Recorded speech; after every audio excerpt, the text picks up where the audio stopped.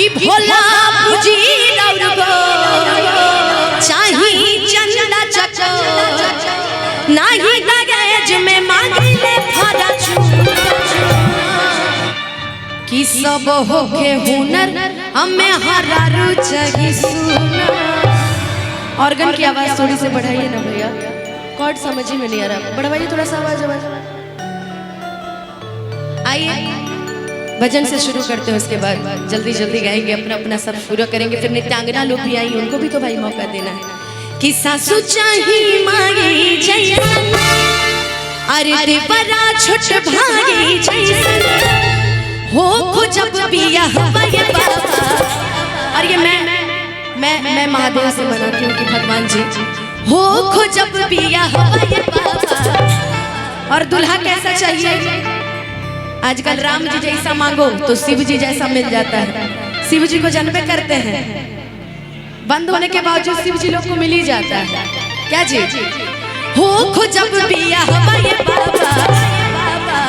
उठा के बजाएगा भैया सरवन भैया कि राम जी के जैसन दिया हमारो दुल्हा ये बाबा।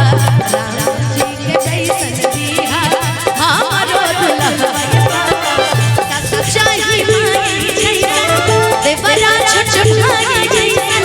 सासू चाही मांगी जैसन देवरा छोट भागी जैसन हो खो जब बियाह ये बाबा।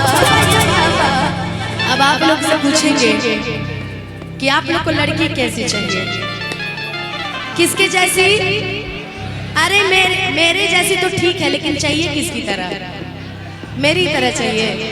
इस जन्म में तो संभव नहीं है, लेकिन लव यू यार, इतना लोग प्यार करते हैं जी कि राम जी के जैसन दिया हमारो दुल्हा ये बाबा। हमारो दुल्हा ये बाबा।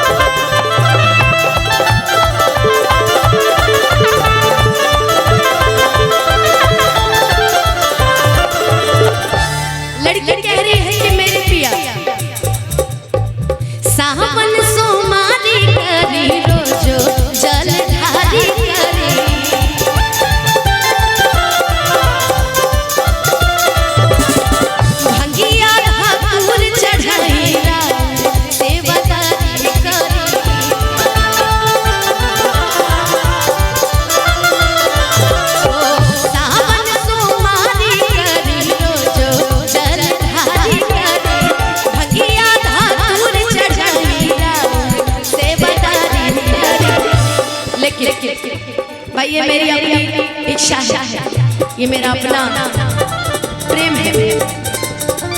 बरती हाय सन होके, बरती हाय सन होके जीना के निभाए बाबा। राम जी के जैसन दिया सुंदर दुल्हा ये बाबा। राम जी के जैसन दिया हमारो दुल्हा ये बाबा।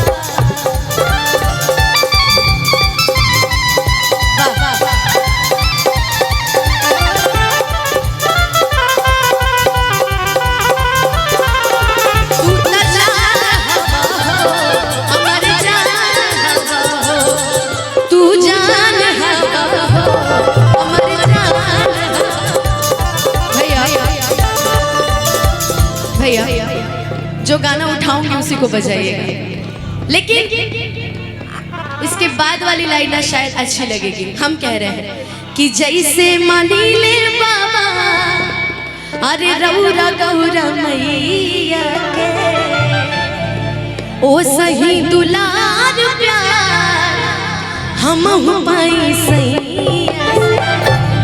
कि जैसे मानी ले बाबा रौरा गौरा मैया की, जैसे हमारे अभी जीजा जी आए हुए हैं, हमारे रुपेश भैया की जीजा जी, जैसे वो हमारी दीदी को मानते हैं ना, वैसे ही माने, है ना?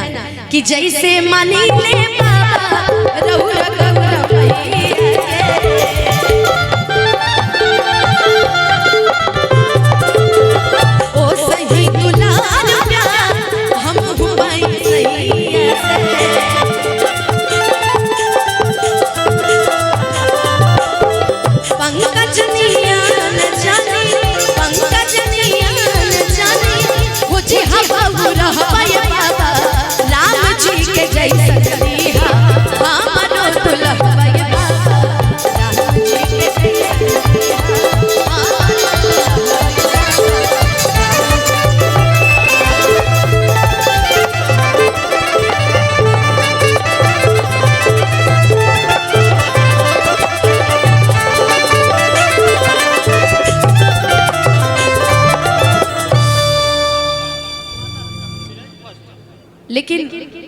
प्रेम से बोल दीजिए सच्चे दरबार की